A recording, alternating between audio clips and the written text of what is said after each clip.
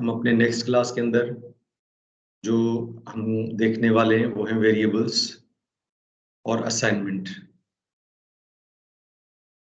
Variable और assignment, पिछली class के अंदर हमने सिंपल जो है वो ऑपरेटर्स को इस्तेमाल किया, अर्थमेटिक ऑपरेटर्स को, और सिंपल सिंपल जो है वो वैल्यूज ली। उसके अंदर जो है वो हमने उसके ऊपर अर्थमेटिक ऑपरेशन भी परफॉर्म किए और बूलियन ऑपरेशंस भी परफॉर्म किए। इस क्लास के अंदर हम देखेंगे कि हम उन वैल्यूज को वेरिएबल के अंदर स्टोर करवा के और उसके ऊपर जो है वो हम ऑपरेशंस परफॉर्म करेंगे। तो पाइथन लैंग्वेज के अंदर वेरिएबल बाय नेचर जो है वो एक ऑब्जेक्ट की तरह बिहेव करता है। सिंपली जिस तरह यानी दूसरी लैंग्वेजेस के अंदर जो है वो एक वेरिएबल जो होता है वो एक मेमोरी लोकेशन होती है और उस वेरिएबल को हमने डिक्लेयर भी करवाना पड़ता है, और जो है वो उन वेरिएबल्स के लिए जो है वो हमें कुछ हेडर फाइल्स भी रखनी पड़ती हैं और उनको उसकी डेटा टाइप भी जो है वो रिकॉग्नाइज करवानी पड़ती है कि उसकी डेटा टाइप जो है वो ये है। लेकिन पाइथन के अंदर आप कोई भी डेटा टाइप उसको देने की जरूरत नहीं है। जिस तरह की भी आप वैल्यू उसके अंदर असाइन करवाएंगे तो जो वेरिएबल की नेचर होगी वो वही बन जाएगी। जिस तरह की वैल्यू आप उसको उसके अंदर असाइन करवाएंगे वही वेरिएबल की नेचर बन जाएगी। तो यानी अगर आप उसके अंदर फ्लोटिंग पॉइंट वैल्यू देंगे तो फ्लोटिंग नेचर बन जाएगी। अगर आप उसमें जो है वो इंटीजर टाइप वैल्यू देंगे तो उसकी नेचर जो है वो इंटीजर बन जाएगी। अगर आप उसके अंदर स्ट्रिंग वैल्यू देंगे तो उसकी नेचर जो है वो स्ट्रिंग बन जाएगी। तो अभी इसके अंदर यानी हम वैल्यूज असाइन करवा रहे हैं वेरिएबल के अंदर। सिंपली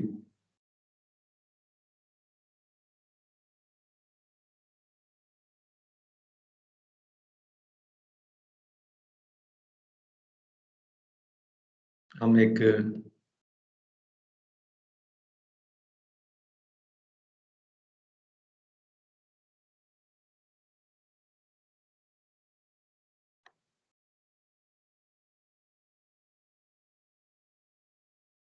सिंपली हमने जो है वो पाइथन के अंदर अब एक वेरिएबल जो है वो हमने क्रिएट किया एक्स के नाम से, उसको डायरेक्ट वैल्यू असाइन करवाई x इज इक्वल 5। थोड़ा सा इसको देख लेते हैं, मैक्सिमाइज कर सकते हैं इसको।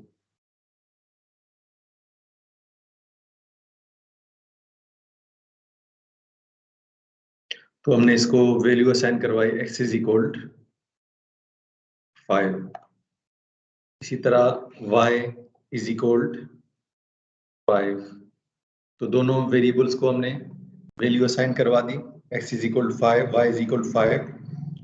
और जैसे हमने देखा होगा पिछली प्रोग्रामिंग लैंग्वेजेस के अंदर, अगर हमने कोई प्रोग्रामिंग लैंग्वेज नहीं भी की और पाइथन को एज ए बिगिनर ले रहे हैं तो ये मैं बिल्कुल इनिशियल से आपको करवा रहा हूँ। आगे चल के हम उसके जो है वो जैसे एक एडिटर छोटा सा आएगा उसके अंदर हम बिल्कुल जैसे जो है वो प्रोग्राम बना के, छोटे छोटे प्रोग्राम बना के, वो भी मैं आपको समझाऊंगा।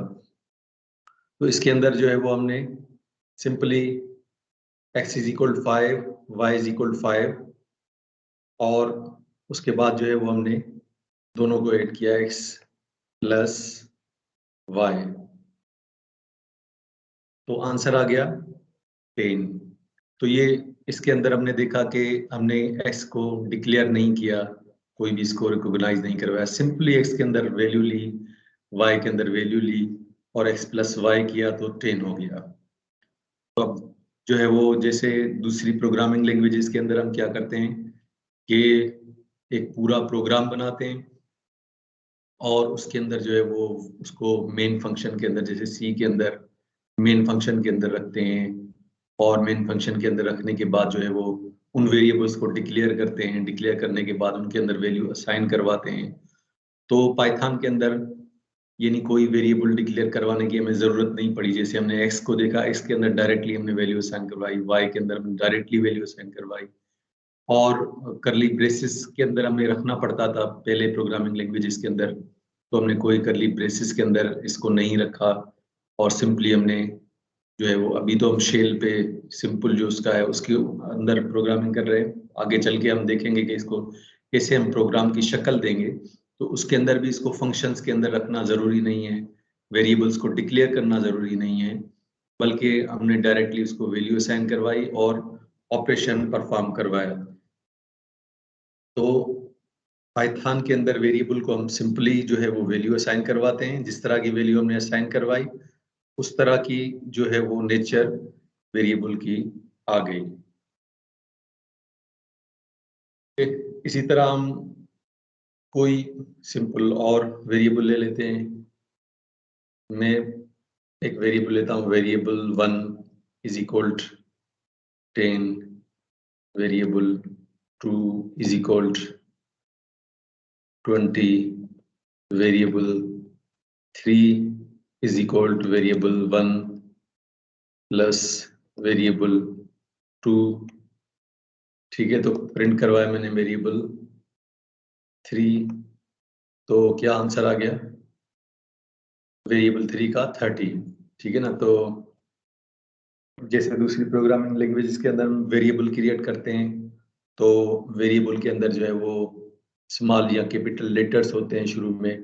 पाइथन के अंदर भी ऐसे ही उसके अंदर स्मॉल या कैपिटल लेटर होंगे और उसके अलावा जो है वो हम सिंबल्स भी दे सकते हैं, जैसे वैल्यू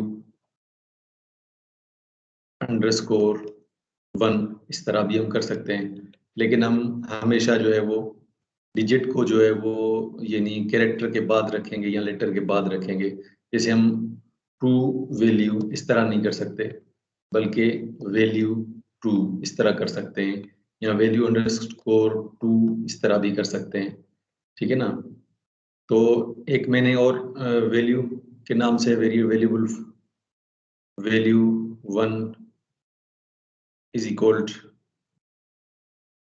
10, वैल्यू 2 इज इक्वल 10 और value 3 is equal value 1 multiply by value 2। तो अभी इसके अंदर एक एरर दे रहा है। क्या एरर दे रहा है कि यानी value 3 is equal to value 1 multiply by value 2 is not defined mean variable 1। तो अब ये जो है वो वैल्यू 1 को जो है वो रिकॉग्नाइज नहीं कर रहा, क्योंकि हमने आगे वैल्यू 1 के नाम से कोई भी वेरिएबल ऐसा नहीं डिक्लेयर किया जिसको हमने, हम भी ऊपर देखेंगे कि वैल्यू 1 2 है। तो इसको हम सिंपली करते हैं, वैल्यू 1 इज इक्वल 10। आप समझ गए होंगे कि क्या एरर आया है, कि यहाँ वैल्यू 1 2 है, 12 है, और यहाँ हमने रख दिया value 1 plus value 1 2 into value 3। तो इसके वी ए है, वी ए एल 2, तो इसके अंदर एरर दे रहा है। ठीक है ना, कि वैल्यू 1 3 के अंदर हमने उसकी वैल्यू ली, यहाँ पे जो है वो वैल्यू 2 है, वैल्यू 1 है। तो अभी हम उसके अंदर value 1 is equal 10, value 2 is equal 10, value 3 is equal value 1 multiply by value 2। ठीक है, तो ये परफॉर्म हो गया। अब प्रिंट करवाएंगे वैल्यू 300। इसी तरह हम value 1 equal to n, value 2 is equal to 10, value 3 is equal to value 1 divided bye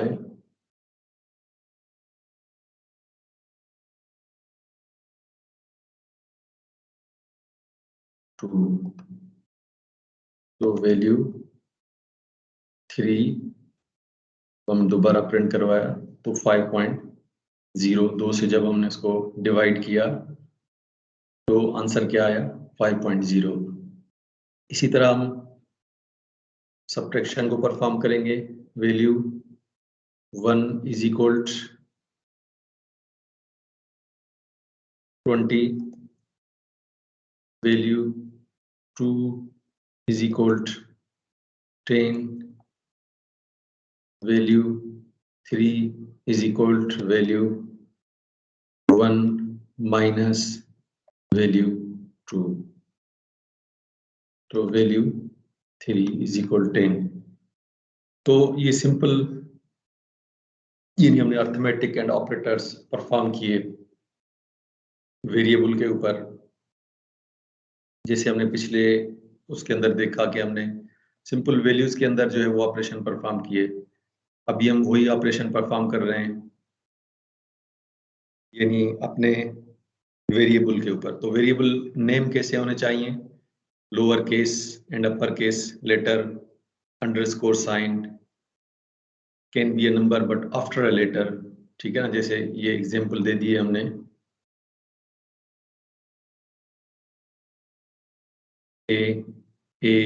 A1, variable 1, variable 2, etc, या कोई भी हम नाम उसको वेरिएबल को कोशिश करेंगे कि हम जिस तरह का उस पर ऑपरेशन परफॉर्म कर रहे हैं या जिस तरह की वैल्यू ले रहे हैं तो वेरिएबल का नाम जो है वो उस तरह का रखेंगे तो हमें समझने में आसानी होगी, ठीक है ना।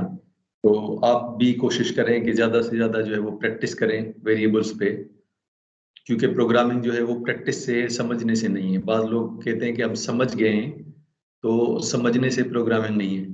आप जितना प्रोग्रामिंग में प्रैक्टिस करेंगे उतना आपको जो है वो इसके कॉन्सेप्ट्स जो है वो क्लियर होते जाएंगे, आगे आपको जो है वो करना भी आसान होगा।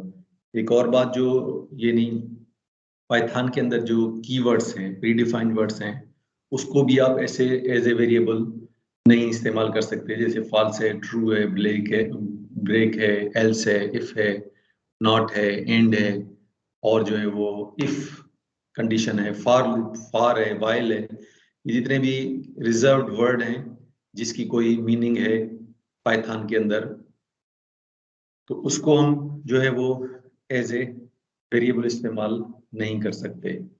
उसको हम जो है वो कीवर्ड को, प्रीडिफाइंड वर्ड को एज ए वेरिएबल इस्तेमाल नहीं कर सकते। इस तरह हमने देखा कि हमने जो है वो ऑपरेशन परफॉर्म किए। इसी तरह हम इस पे बूलियन ऑपरेशन भी परफॉर्म कर सकते हैं। वेरिएबल के ऊपर हम कैसे बूलियन ऑपरेशन परफॉर्म करेंगे। Value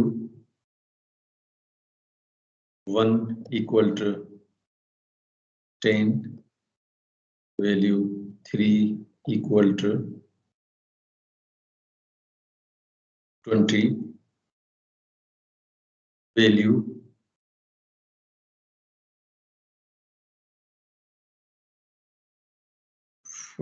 value 4 equal to value 1 क्या लेस देन है वैल्यू 3 के। तो वैल्यू 4 को हमने प्रिंट करवाया तो क्या आया, क्या वैल्यू 1 जो है वैल्यू 1 के अंदर 10 है और वैल्यू 3 के अंदर जो है वो 20 है। तो वैल्यू 1 जो है वो लेस देन है 3 से, जवाब आया ट्रू। अच्छा, अब कहते हैं वैल्यू 1 जो है वो ग्रेटर देन है वैल्यू 3 के, जवाब आया फॉल्स। यहाँ हमने देखा कि हमने पहले जो है वो वैल्यू 4 के अंदर स्टोर करवाया एक वेरिएबल क्रिएट करके, तो ट्रू उसके अंदर इंस्टॉल हो गया, तो ट्रू उसके अंदर असाइन हो गया। तो इसका मतलब है कि ये बिहेव कर रहा है एज ए बूलियन। इसी तरह जिस वेरिएबल को हम जिस टाइप का रखेंगे, जिस टाइप की वैल्यू देंगे, वो उसी टाइप से जो है वो बिहेव करेगा, ठीक है ना। अच्छा, value 1 is equal greater than, तो उसने कहा फॉल्स। इसी तरह value 1 less than or equal to value 3, तो इसने कहा ट्रू। ठीक है ना, वैल्यू 1 लेस देन है, लेकिन इक्वल तो नहीं है, लेकिन लेस देन है कोई भी एक, यानी तो लेस देन है तो कंडीशन ट्रू होगी। Value 1 greater than or equal to value 3, तो जवाब आया फॉल्स। ठीक है ना, इसी तरह यानी हम यूज करते हैं इसके अंदर, और इक्वल इक्वल है, एंड और नॉट, ये जितने भी हम कंपैरिजन ऑपरेटर्स हैं इनको हम इसके अंदर इस्तेमाल कर सकते हैं। यानी दो हमने variable 1 equal to 20, variable 2 equal to 20, तो हमने वेरिएबल 1 इक्वल इक्वल है वेरिएबल 2 के, तो जवाब आया ट्रू, दोनों की वैल्यू जो है वो इक्वल है। ठीक है ना, हम एक और यानी परफॉर्म करेंगे नॉट इक्वल्स, तो variable 1 not equals two variable 2, तो फॉल्स है।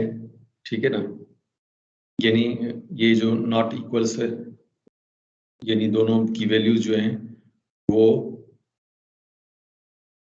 बराबर हैं, variable 1 equal equal two variable 2। ठीक है ना, बराबर नहीं है, ये कह रहा है कि बराबर नहीं है। ठीक है ना, नॉट इक्वल्स का मतलब है बराबर नहीं है, लेकिन ये दोनों वैल्यूज बराबर हैं, तो जवाब क्या आया? ट्रू। पहले हमने इक्वल्स देखा, इक्वल्स का जवाब क्या आया? ट्रू आया, क्योंकि दोनों बराबर हैं। और यहाँ variable 1 not equals two variable 2, answer क्या आया? यानी फॉल्स है। तो इसी तरह हमने कंपैरिजन ऑपरेटर्स और भी हैं। ठीक है ना, हमने 2-3 कंडीशंस इसके ऊपर रखी। वेरिएबल 1 इक्वल हो वेरिएबल 2 के, और एंड हम यहाँ इस्तेमाल करते हैं, और वैल्यू 1 लेस देन हो वैल्यू 3 के, तो क्या जवाब आया? ट्रू। दोनों कंडीशंस ट्रू हैं, तो एंड के अंदर दोनों कंडीशंस ट्रू होनी चाहिए। ठीक है ना, राइट साइड कंडीशन भी ट्रू होनी चाहिए, लेफ्ट साइड कंडीशन भी ट्रू होनी चाहिए। अब दोनों जब कंडीशंस ट्रू होंगी तो आंसर आएगा ट्रू। इसी तरह अगर दोनों कोई भी एक कंडीशन, जैसे मैंने कहा वेरिएबल 1 इक्वल्स है वेरिएबल 2 के, एंड वैल्यू 1 ग्रेटर देन है वैल्यू 3 के, तो देखें इसके अंदर हमने कंडीशन सेकंड जो है वो गलत रखी, तो आंसर आया फॉल्स। दोनों कंडीशंस ट्रू होनी चाहिए।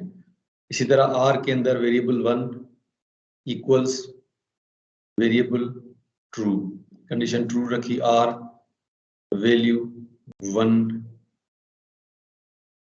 ग्रेटर देन हो वैल्यू 3 के, वही कंडीशन में रखी जो ऊपर हमें फॉल्स मिली है। और के अंदर हमने रखा उसको, इसमें मिस्टेक है, वेरिएबल 1 इक्वल टू वेरिएबल 2, एक कंडीशन में ये रखी, और value 1 is greater than value 3। ठीक है ना, तो क्या आंसर आया? ट्रू आया। ठीक है ना, आर के अंदर दोनों में से कोई एक कंडीशन ट्रू होनी चाहिए, राइट हैंड साइड या लेफ्ट हैंड। जैसे वेरिएबल 1 इक्वल टू वेरिएबल 2, तो ये कंडीशन ट्रू है। वैल्यू 1 ग्रेटर देन है वैल्यू 3 के, तो ये कंडीशन फॉल्स है, लेकिन एक कंडीशन इसको ट्रू मिली तो उसने जो है वो ट्रू कर दिया। तो कोई भी एक कंडीशन ट्रू होनी चाहिए, तो ये जवाब आएगा ट्रू। दोनों कंडीशन जब तक फॉल्स नहीं होंगी तो आर के अंदर फॉल्स नहीं, या ये जैसे हम सिंपली इस्तेमाल करते हैं, ये दोनों में से कोई एक ऑप्शन देते हैं कि ये चीज होनी चाहिए या ये चीज होनी चाहिए, दोनों में से कोई एक चीज होनी चाहिए। तो एक ऑप्शन, या आप बस से जाएं या आप पॉइंट से जाएं, सिंपल लोकल बस से जाएं या पॉइंट से जाएं, तो दोनों में से कोई एक चीज। तो इसका मतलब है आर जो है वो किसी भी एक कंडीशन को ट्रू होना चाहिए, और नॉट जो है वो सिंपली जो ट्रू कंडीशन है उसको फॉल्स कर देता है, जो फॉल्स है उसको ट्रू कर देता है। जैसे वेरिएबल 1 इक्वल इक्वल है वेरिएबल 2 के, तो ये कंडीशन ट्रू है, इसको फॉल्स कर दिया।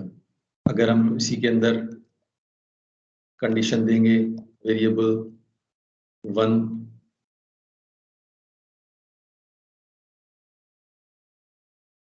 लेस देन है वेरिएबल 2 के,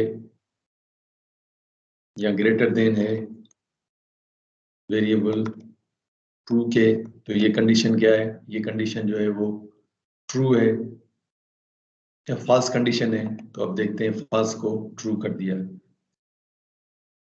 ठीक है, तो इसी को हमने अप्लाई कर दिया, यानी